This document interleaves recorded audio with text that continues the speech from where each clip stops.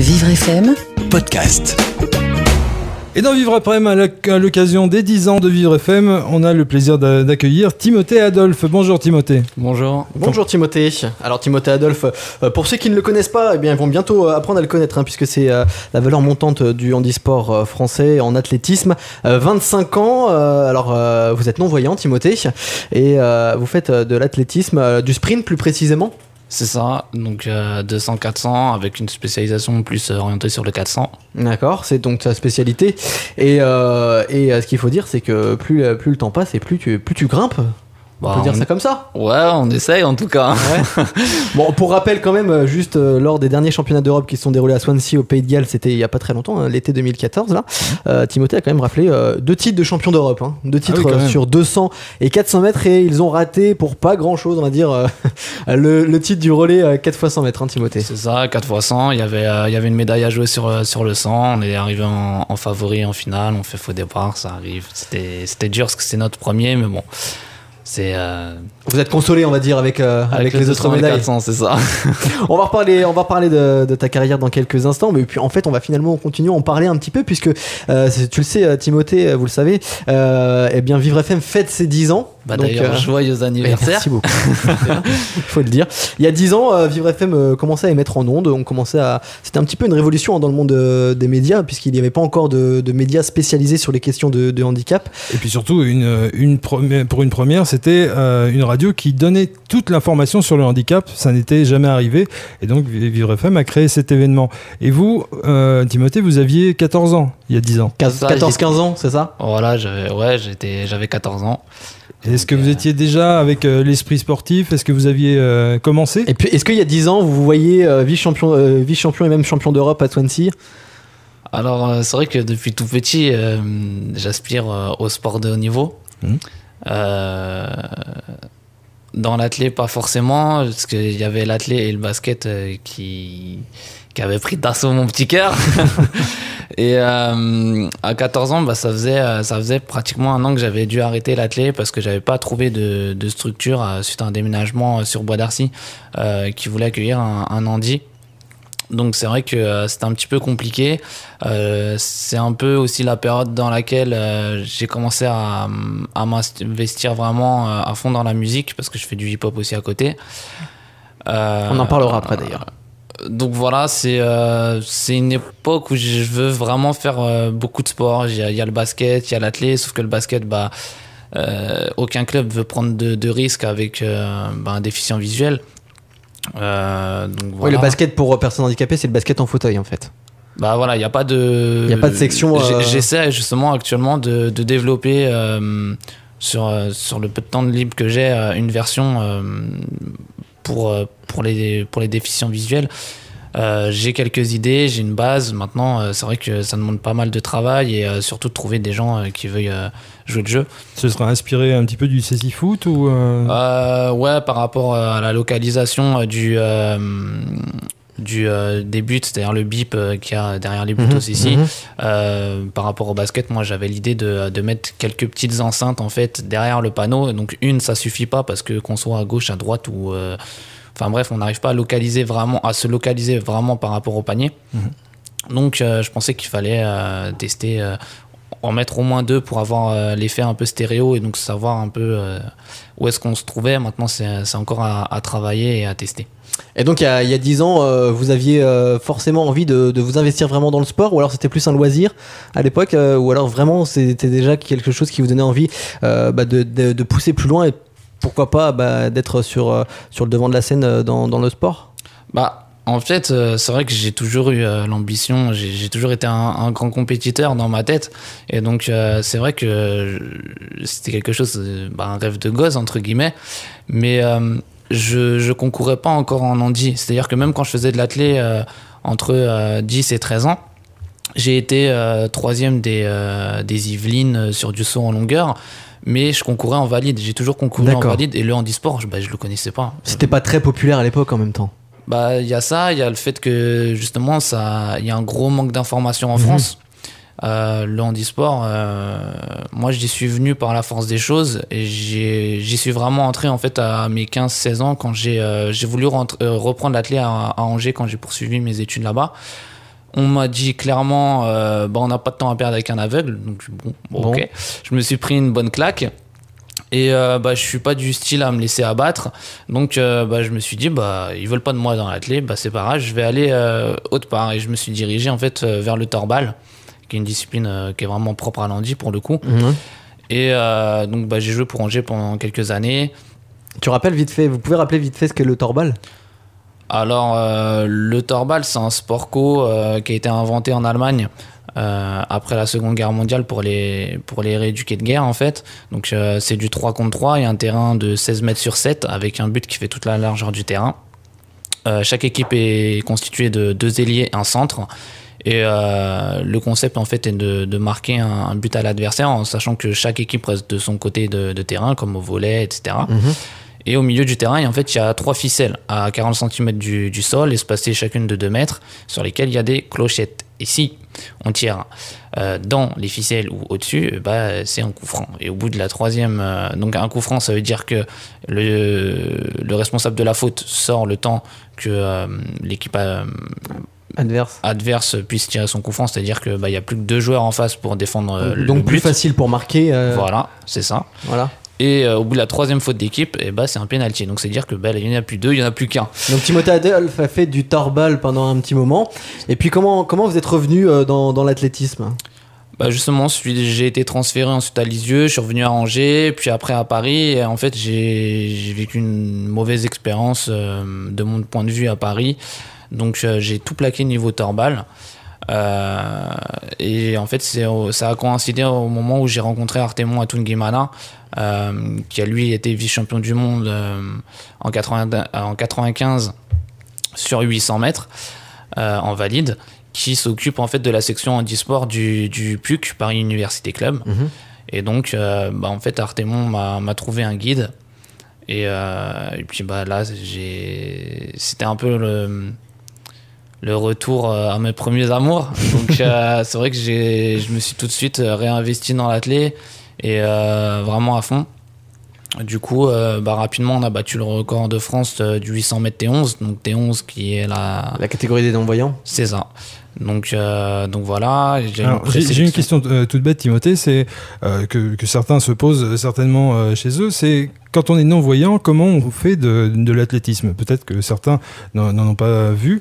Donc, peut-être que pour certains c'est aberrant de courir alors qu'on voit pas, tout simplement. Comment vous faites ? Vous avez des guides, c'est ça ? C'est ça, il y a un guide en fait avec lequel on est relié soit par une cordelette. Chacun en fait, chaque binôme a son système parce qu'il n'y a pas de système officiel entre guillemets. Du coup, chacun va bricoler son petit truc. Donc par exemple, moi j'ai un gant dans lequel il passe une petite lanière et du coup le guide est relié par cette petite lanière et donc on est vraiment collé, c'est-à-dire cette lanière elle est très courte vu qu'on fait du sprint pour du demi-fond ou du marathon, vraiment du fond. La corde peut être beaucoup plus longue, il n'y a pas autant besoin de synchronisation que pour le sprint. Le sprint, si on veut vraiment pas perdre de temps, il faut qu'il y ait une synchronisation qui est parfaite. Et quand je dis synchronisation, c'est dire même mouvement de bras, même foulée, tout pareil. Oui, voilà, parce qu'il faut que le guide soit aussi bon que vous. C'est même pas qu'il doit être aussi bon, c'est qu'il doit être meilleur. Pour pouvoir vous guider en plus. Voilà, pour pouvoir être à l'aise quand il guide. Surtout quand en France on a une école où le guide est sur l'extérieur, c'est-à-dire que il fait quelques mètres en plus, même si c'est pas énorme, c'est quand même quelques mètres, et du coup il faut que lui il puisse être à l'aise et il faut pas qu'il soit derrière, il faut pas qu'il nous freine. Du coup par exemple sur un 400 mètres à haut niveau on évalue ça à 2 secondes d'écart, c'est-à-dire que par exemple cette année si on vise le record d'Europe qui est de 51,67, c'est-à-dire que le guide doit pouvoir courir en étant à l'aise en 49,0. Ouais, c'est ça. Donc, souvent ces guides, c'est en fait d'anciens valides finalement qui n'ont peut-être pas réussi leur carrière professionnelle et qui du coup on va dire vivent une deuxième jeunesse du sport à travers être guide de sportifs handisport? Alors certains c'est le cas. Je dirais pas Cédric parce que Cédric lui a eu quand même une carrière. Cédric Philippe, c'est un de tes guides. Voilà, Cédric Philippe qui lui était en équipe de France valide, etc. Il a gagné la Coupe d'Europe au début des années 2000. Donc il avait quand même déjà émis le souhait de guider dans les années 2000. Il a failli être le guide d'Asia. En 2008, il avait voulu se reproposer. Il n'a pas été recontacté. Du coup, c'est vrai qu'il l'avait en tête. Et en fait, c'est moi, en novembre 2012, avec Artemon, qui l'avons contacté. Et donc, quand on lui a proposé le challenge, on lui a dit, voilà, Tim, il n'a plus de guide. On prépare les championnats du monde. Il y a un coup à jouer sur 400. Voilà, on vise une médaille. Est-ce que ça t'intéresse? Le challenge t'intéresse? Il a dit OK. Et voilà, 9 mois plus tard, on était sur le podium du 400 à Lyon. Et voilà, comme quoi tout est possible encore. Exactement. Tout simplement. Timothée Adolphe est avec nous en direct sur Vivre FM qui fête ses 10 ans. Alors après avoir parlé un petit peu de ton parcours et de ce que tu rêvais il y a 10 ans, on va un petit peu réfléchir à ce que tu rêves maintenant et où tu te vois dans 10 ans. Ce sera dans un instant sur Vivre FM. Et on va jouer également dans un instant pour vous faire gagner de magnifiques cadeaux, dont des télés et des tablettes. On va rentrer dans le coffre-fort de Vivre FM avec plein de cadeaux et plein de coffres. Jouer moi aussi. Ah, on verra. On va négocier hors antenne. Vous êtes sur Vivre FM, c'est Vivre FM et on est ensemble encore pour un petit moment, Fred Pierre. Jusqu'à 17h30.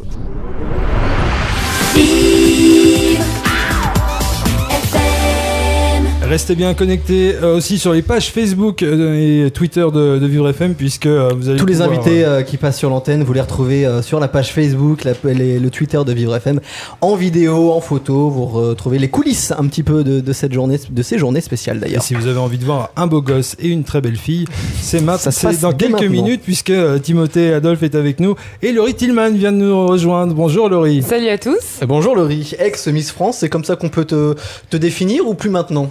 Si vous voulez, en tout cas, le titre on le garde à vie après tout. Donc, vous êtes Miss France 2011, c'est ça? 2011, voilà, exactement. Vous avez ce titre-là. Ouais. Donc okay. oui, donc je le garderai à vie, forcément. mais bon, à côté de ça, il y a plein d'autres descriptions, mais on va en parler plus tard, je crois. Oui, je pense. Alors Laurie, si vous êtes là, c'est parce qu'on fête nos 10 ans, Vivre FM à 10 ans déjà, mine de rien, le temps passe vite, et bien on essaie de faire, pour fêter un petit peu ces 10 ans, une rétrospective de la vie de certaines personnalités du monde du handicap ou pas d'ailleurs, qu'on reçoit à notre micro et qu'on essaie de balayer un petit peu leur vie. Quelle était leur vie il y a 10 ans. Valentin Maillot un peu. Non, tout va bien, parce que je suis un peu perturbé. Hein, c'est la Miss France, c'est pas facile. C'est ça, il fait un peu chaud dans le studio. Hein. J'avais faut mettre la clim d'ailleurs. Donc voilà, la première question c'est qui était Laurie Tillman il y a 10 ans? Il y a 10 ans, donc j'avais 13 ans, j'ai 23 ans aujourd'hui, donc c'est ça. Et alors c'est drôle parce qu'avec Timothée, on parlait tranquille, doucement d'athlétisme, et il y a 13 ans j'étais une fan d'athlétisme. Je pratiquais le 1000 mètres, le saut en hauteur et le lancer de poids. Je faisais quelques petits triathlons et mon rêve c'était à cet âge-là de devenir championne olympique de 400 mètres comme Marie-Josée Pérec. Incroyable. Et le 400, Timothée il aime ça puisque c'est sa distance de prédilection, hein, Timothée. Ouais. Et ben je le savais même pas, vous voyez. Donc, on n'a même pas eu le temps de se le dire. On parlait de course à pied tout ça, mais je connaissais pas encore sa discipline.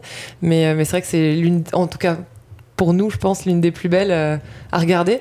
Ouais, c'est souvent celle qui est dite la plus dure. Hein. Ouais. Donc 400-800, c'est souvent les plus durs. Alors ce qu'il faut dire c'est que Laurie Tillman est quand même une grande fan de sport, hein. Ça il faut quand même le dire. En plus d'avoir été Miss France, on vous a vu notamment lors des derniers championnats du monde de basket aller supporter les Français en Espagne. En quart de finale, ouais. En quart de finale, on vous a vu dans les tribunes. On vous voit aussi souvent sur votre planche de surf. Ouais, tout à fait. C'est vrai que je suis une fan incontestable de surf et c'est vrai que dès que j'ai l'occasion, je retourne chez moi en Bretagne pour justement pour aller prendre un bon bol d'air frais et respirer l'air iodé de la Bretagne. Et puis à côté de ça, oui, on me retrouve aussi. Mon quotidien, c'est aussi Eurosport aujourd'hui. Voilà, la télévision depuis 3 ans. Avec la WTCC, c'est ça? Ouais, le championnat de voitures de tourisme. En effet, cette année, c'était les sports mécaniques. J'ai présenté d'autres choses, la natation, le surf justement, le tennis. Et cette année, c'était sport méca avec l'arrivée de Sébastien Loeb.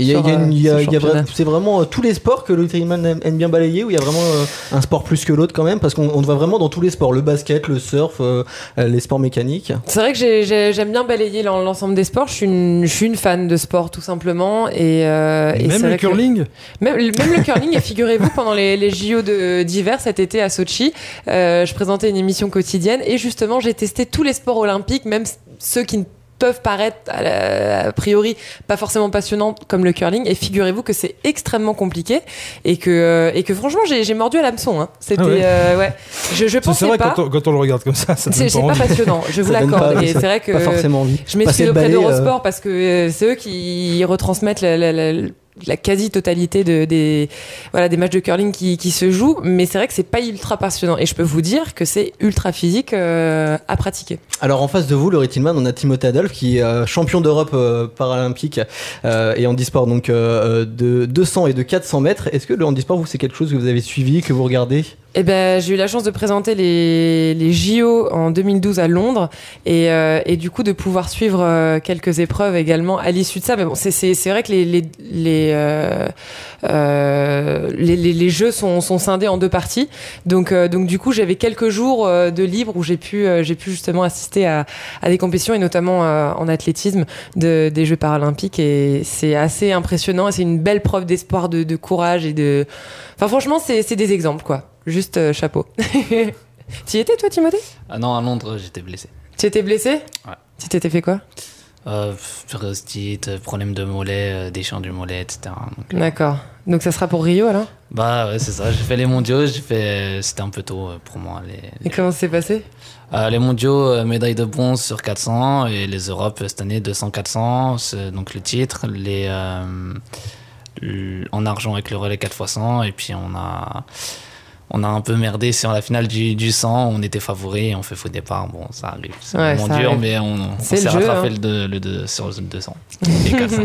Mais ouais, bah il y a des hauts, il y a des bas, et puis comme dans toute chose, hein, je veux dire, c'est pas spécifique au sport. Hein. Mais c'est le charme du sport aussi. C'est vrai. Alors Laurie, même si vous êtes encore très jeune, et donc il y a 10 ans vous aviez 13 ans, mais si on remonte encore un tout petit peu avant, à 10 ans, quels étaient vos rêves ? À 10 ans, à 10 ans, on est quoi ? On est en CE2, CM1 CM1 CM, ouais, bon bref, peu importe. Bon. Vers là, en primaire. J'étais à l'école, quoi, déjà. J'étais déjà très sportive. C'est vrai que j'ai un papa qui est un ex-commando marine, donc du coup, dès qu'il revenait de mission, on était... j'étais portée sur le monde extérieur et sur toutes les activités possibles et imaginables qu'on pouvait pratiquer. Donc je crois que j'étais à ce moment-là pas mal dans l'escalade, me semble-t-il, et aussi basket, sport co. Après je me suis mis plus au sport individuel, mais je crois que j'avais toujours des rêves de championne, en fait. Mais c'est une vie dictée par le sport, en fait, Laurie Tillman. Mais pour tout vous dire, oui, vous regardez mes albums photos, ce n'est que ça. Vous voyez comment pas on se retrouve au concours de Miss France alors qu'on rêve de sport, ou qu'on rêve d'être sportif, pourquoi pas? On croise Geneviève et là, bim, tout change. Le chapeau. On parlait d'athlétisme tout à l'heure, et quand j'avais 13 ans, figurez-vous que c'est là que tout a commencé, que ce monde un peu parallèle s'est ouvert à moi, le monde de la beauté et de l'esthétisme. Et je sortais d'une compétition d'athlétisme, justement, je venais d'être sacrée, je crois, championne du Finistère. Bon, c'est pas grand-chose, mais bon, c'était dans mon département. J'étais déjà très fière. C'est bien commencer par quelque part. Exactement. Et ce jour-là, en fait, en sortant de ma compétition, ma mère voit sur un grand panneau publicitaire: devenez modèle ou mannequin avec l'agence Elite Model Look, qui est une grande agence internationale. Et en fait, l'élection, enfin pas l'élection, mais le casting se déroulait dans une galerie commerciale, donc on y passe, on avait des courses à faire, et finalement là je suis repérée, donc j'avais à peine encore 14 ans, et voilà, ça a commencé là. Finalement je me suis retrouvée propulsée un mois plus tard à Paris à défiler au Ritz devant les plus grands noms de la mode, et ce jour-là ça m'a ouvert finalement les portes du mannequinat. J'ai continué mes études parce que j'aurais pu me lancer dans une carrière de mannequin, parce que généralement c'est à cet âge-là que ça commence, mais voilà, je préférais privilégier les cours. Je rentrais tout juste en seconde, donc c'était trop important encore, et au fur et à mesure, séances photo pour des centres commerciaux, hein, pour tout vous dire, vraiment c'était pour me faire un peu d'argent. Et un jour un photographe m'a dit: tiens, l'élection de Miss Bretagne, pourquoi tu te présenterais pas? J'y suis allée à reculons, mais vraiment j'avais très honte de le faire, et au final un mois plus tard j'étais élue Miss France. Enfin, tout s'est fait extrêmement vite. Ah oui, en seulement un mois. Ouais, parce qu'en fait, l'élection de Miss France, de Miss Bretagne avait lieu en octobre 2010 et l'élection, enfin le départ en fait de toutes les candidates pour le voyage de préparation, tout ça a lieu en novembre. Donc vous imaginez que j'ai à peine eu le temps de mettre des talons, des robes dans ma valise que je n'avais absolument pas. Je portais des chubs, je me suis présentée avec un jean troué et des baskets quoi. Donc Sylvie Tellier à l'époque donc qui reprenait le flambeau parce que j'ai pas rencontré Geneviève de Fontenay, j'étais la Miss de la Nouvelle Ère, Miss France, me dit mais Mademoiselle Tillman, il va falloir penser à s'apprêter un petit peu plus et tout, et je me suis dit, oh là là, dans quelle galère je me suis embarquée. C'était loin de moi, très loin de moi. Et pourtant, justement, vous avez ensuite remporté le titre, et est-ce qu'on part dans un espèce de tourbillon où on rencontre beaucoup de gens et tout change d'un coup pendant un an? Bah ouais, c'est le cas de le dire. C'est le cas de le dire. C'est une année assez, enfin voilà, faut avoir du souffle. Donc c'est vrai que le sport m'a aidé. Voilà, c'est vrai qu'on peut manquer un peu d'air parce qu'il n'y a pas beaucoup de temps mort. Mais forcément que c'est une année ultra riche dans le sens où on se fait un carnet d'adresses assez incomparable pour notre âge. J'avais 19 ans à cette époque-là, quoi. C'était fou. Et dans le monde de Miss France, il y a eu aussi Sophie Vouzelot qui a été première dauphine, qui n'a pas été élue Miss France, mais qui a été première dauphine, qui avait un handicap. Est-ce que c'est quelqu'un que vous avez déjà croisé, que vous avez déjà rencontré ou pas du tout? Jamais. C'est vrai que c'est rare de rencontrer toutes les candidates qui ont pu participer. Il y en a tellement, enfin 33 chaque année. Je l'ai jamais rencontrée, mais c'est vrai qu'elle avait toutes ses chances. Elle était juste magnifique. Elle avait su s'exprimer. Enfin voilà, elle avait su montrer qui elle était ce soir-là, et je pense que tout le monde s'en souvient. Et c'était mes premières dauphines, c'est déjà une super place. Oui. Et puis je suis certaine que ça a dû avoir une résonance sur son handicap et les belles valeurs qu'elle transmettait. D'ailleurs, c'est elle qui présentait les derniers trophées de l'accessibilité. Exactement, comme tous les ans. Voilà. Et oui, c'est vrai. Laurie Tillman et Timothée Adolphe sont nos invités. On va encore passer un petit moment avec eux sur Vivre FM, et puis on va jouer tout à l'heure aussi au jeu du coffre-fort. Venez gagner vos cadeaux sur l'antenne de Vivre FM. Et vous pouvez continuer à vous inscrire au 01 56 88 40 20.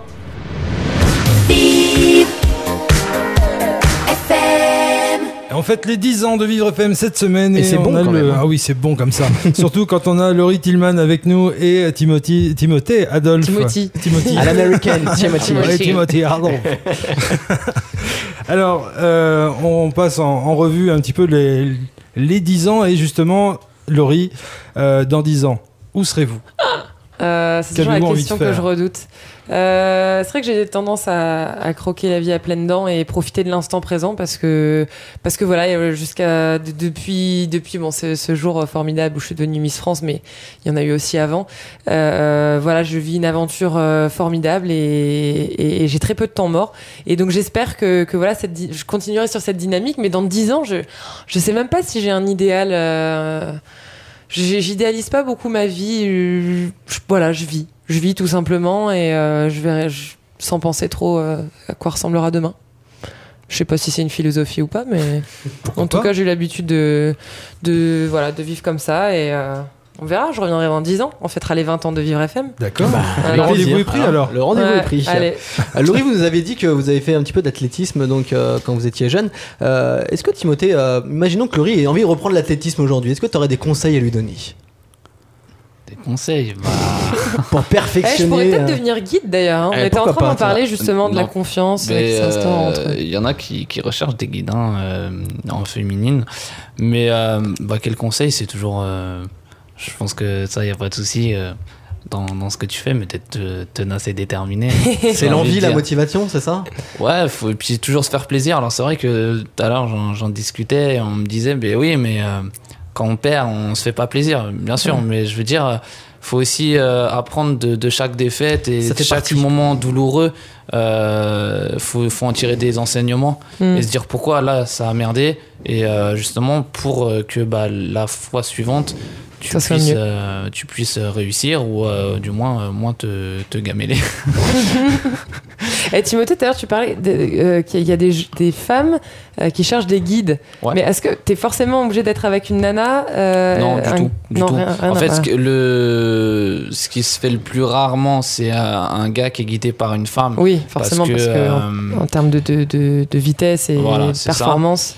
Mais beaucoup d'hommes sont guides de jeunes femmes. Ouais, c'est ça. Hein, mais c'est la majorité. Quand tu vas sur le circuit international, maintenant, il y a par exemple le guide d'Assia Lanouni, grande championne d'athlétisme, c'était Gauthier Simonet, donc qui est maintenant le guide de Trésor. Qui est maintenant le guide de Trésor Makunda, exactement. Mais non, il y a encore des femmes sur le circuit qui sont guides. Voilà, peut-être nouvelle reconversion. Et pourquoi pas. Nouvel objectif. Ouais, carrément. Des idées pour le Rittingman, pourquoi pas, pour la suite de sa carrière. Et toi, Timothée, puisqu'on parle des 10 ans, dans 10 ans, tu te vois où maintenant? À 25 ans, là, t'es champion d'Europe du 200 et du 400 mètres. Est-ce que dans 10 ans, tu te vois avoir encore franchi beaucoup d'étapes, avoir, par exemple, remporté une médaille paralympique, pourquoi pas, plusieurs peut-être? C'est l'objectif. Maintenant, il y a Rio, il y a Tokyo. Éventuellement, 2024, on verra où ça sera. Et déjà, c'est vrai que le 400, c'est une discipline qui use. Donc, est-ce que le corps pourra suivre encore jusqu'en 2024? On verra. Maintenant, oui, on peut espérer plusieurs médailles paralympiques. Maintenant, ça reste idéalisé. Après, on va pas se le cacher. On s'entraîne pour ça. Mais dans 10 ans, je suis un peu comme Laurie là-dessus. Quand on me dit, ouais, tu fais quoi la semaine prochaine? Des fois, j'en sais rien. J'ai l'impression que c'est tout le monde le même cas, en fait. Mais c'est la jeunesse. C'est vrai qu'il y a... Si, j'aimerais aussi fonder une famille, un truc comme ça, tu vois. Parce que quand t'arrives à ce moment-là... il y a autre chose qui compte. J'ai pas non plus la prétention de faire de l'athlétisme jusqu'à 50 piges. Donc il y a un moment où il faut que ça s'arrête. Et il faut savoir laisser la place aux jeunes qui arrivent. Et donc voilà, après, je sais pas trop dans quoi. Pourquoi pas fonder une structure? Ça me trotte dans la tête. J'ai plusieurs projets, donc... Et ce qu'il faut dire aussi, Timothée, et peut-être que Laurie ne le sait pas, c'est que t'es rappeur également. Tu chantes. Ah ouais? C'est ça, je fais du hip-hop, donc rap R&B, donc en solo et en groupe, avec mon groupe Témérité. Et donc voilà, après, c'est vrai qu'on a le projet de sortir un album qui a failli sortir l'année dernière, mais il y a eu quelques soucis en interne, et du coup... quand on est en indé, en autoproduit, c'est toujours plus délicat. Donc voilà. Faut trouver un label alors. C'est ça. On va lancer l'appel sur Vivre FM. C'est ça. Tout simplement. Si vous représentez un label, appelez-nous dès maintenant 01 56 88 40 20. Vous avez aider, en plus d'avoir un grand champion, un grand mec en face de vous qui est Timothée Adolphe et qui franchement risque de bien réussir dans sa vie en tout cas. C'est ce qu'on lui souhaite. Et normalement, les rappeurs ont des tatouages, non? Elles sont les grosses chaînes, elles sont les lunettes noires et tout ça. Il y en a pas, chacun son style. Non, mais c'est vrai qu'il y a beaucoup de choses qui sont étiquetées par rapport au rap, etc. Mais c'est vrai que le discours qu'on véhicule, nous, justement, avec Témérité, c'est un peu la devise que je te disais tout à l'heure, Laurie, c'est tenace et déterminé. Et souvent, il y a beaucoup de MC qui se contentent de dire ça c'est pas bien, ça c'est pas bien. Enfin bon, je caricature un petit peu, mais nous on est en plus dans l'esprit de tourner les choses de manière positive. Dire voilà, il y a ça qui va pas, mais c'est pas pour autant qu'il faut pas avoir la force de ne pas continuer, etc. Donc il faut toujours se donner les moyens d'avancer. Pour terminer sur l'histoire des 10 ans, puisque c'est un petit peu notre fil conducteur, Laurie, si tu avais un petit garçon, une petite fille de 10 ans en face de toi, qu'est-ce que tu lui dirais pour sa vie future? Ouh là là, c'est compliqué. Vous savez, j'ai mon petit frère qui a 10 ans. Ah voilà, qu'est-ce que tu dirais? Qu'est-ce que vous direz à votre petit frère? On a vécu un super week-end d'ailleurs à Disneyland là. C'est pour ça que je suis encore dans un rêve éveillé parce que cette période-là me manque et j'essaie de profiter de chaque instant avec lui, ma petite sœur qui a 13 ans.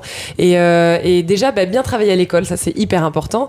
Et puis vivre aussi ses rêves parce que c'est à ce moment-là que voilà l'imaginaire se construit et que voilà on est prêt à devenir pré-ado et voilà l'adolescence c'est aussi une période quand même primordial dans la vie de chaque homme.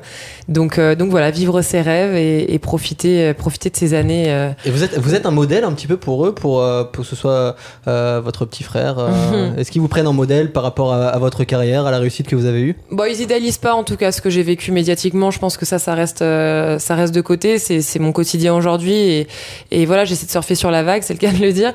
Mais à côté de ça, je reste leur grande sœur et bien sûr que s'ils vont pas dans le droit chemin, je manque pas de leur dire, mais voilà, j'essaie de faire en sorte que que tout ce que j'ai pu vivre médiatiquement soit désacralisé et que voilà, qu'on fasse pas de moi un modèle parce que j'ai fait Miss France. Enfin, en soi, c'est pas un modèle de carrière. C'est juste, ça m'est arrivé parce que voilà, j'avais peut-être une petite étoile à ce moment-là. C'est ça. Mais voilà, ma sœur. Ça vous a permis également de vous lancer. Oui, c'est sûr. Ma sœur veut devenir, m'a pas vue pendant 1 an, donc forcément, elle a pas du tout envie de devenir Miss France, à part nager avec des dauphins. Ça, c'était le truc qui la faisait rêver. Mais elle veut devenir médecin sans frontières. Mon petit frère, lui, il veut devenir pilote d'avion de chasse. Enfin, voilà, j'ai envie de leur dire, travaillez bien à l'école parce que justement, c'est deux métiers qui nécessitent justement beaucoup de travail et d'études. Et voilà, je crois que c'est l'essentiel. Et puis fonder une famille, bien sûr, comme Timothée le disait, c'est ce qu'il y a de plus beau. L'amour, la famille. Qu'est-ce qui nous rend plus forts au quotidien, c'est ça? Oui, c'est vrai. Simplement. C'est une belle fin. Vous allez rester avec nous puisqu'on va jouer. Il nous reste 2 minutes, on va jouer et puis on vous donnera le mot de la fin juste après. Et pour jouer justement, on accueille Serge de Paris 18e. Bonjour Serge. Bonjour, comment ça va? Ça va et vous? Ça va très bien, merci. Ça a l'air d'aller Serge, vous avez la pêche en tout cas. Oui, ça va impeccable. Et puis je voudrais souhaiter bon anniversaire à Comment Vivre FM, parce que c'est vraiment une radio bien. Merci beaucoup. C'est gentil. On prend avec plaisir en tout cas. Ouais.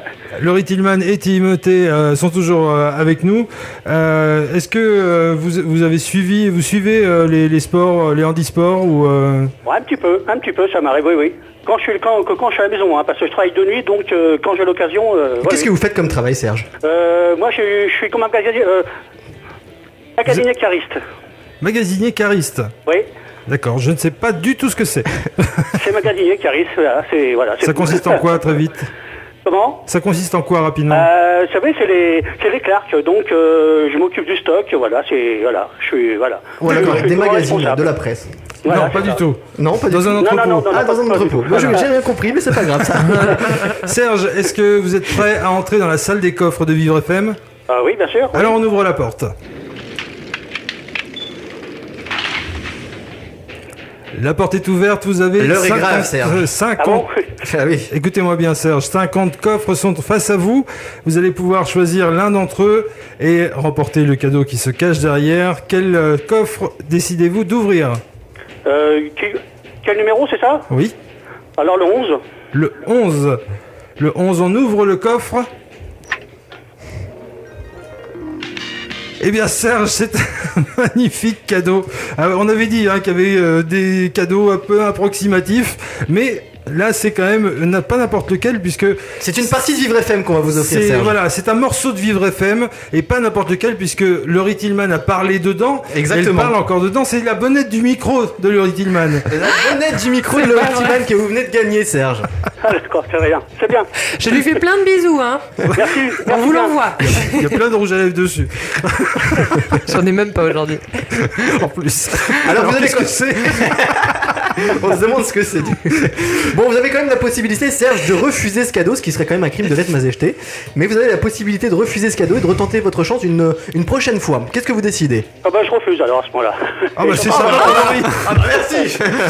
Vous savez quoi? Moi je la prends la bonnette. Je le mange alors. Je mange ma bonnette.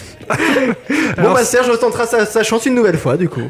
Une prochaine fois. Alors restez fidèles à Vivre FM et rappelez-nous dès que vous le souhaitez. Merci bien.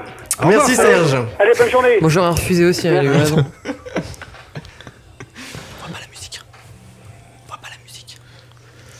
Et on termine évidemment encore quelques minutes avec nos invités Laurie Tillman et Timothée Adolphe. Laurie Tillman qui est complètement déçue parce que Serge n'a pas voulu de sa bonnette.